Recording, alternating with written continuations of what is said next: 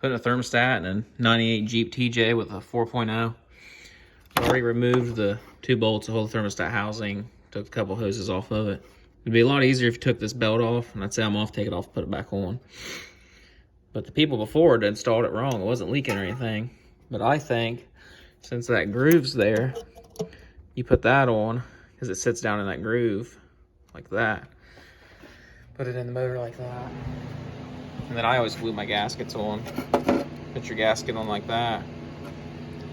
And then just bolt this back on the motor. Like so, put your clamps on, your wire back on. You're ready to rock and roll. Short video, but it's pretty simple. Just a couple bolts and a little time. Just make sure you bleed your lines back so you don't, it's still got, the motor's still full of water, so unless you're completely draining it, you're not gonna run it dry and then create an airlock, I wouldn't think, but make sure you bleed the lines out.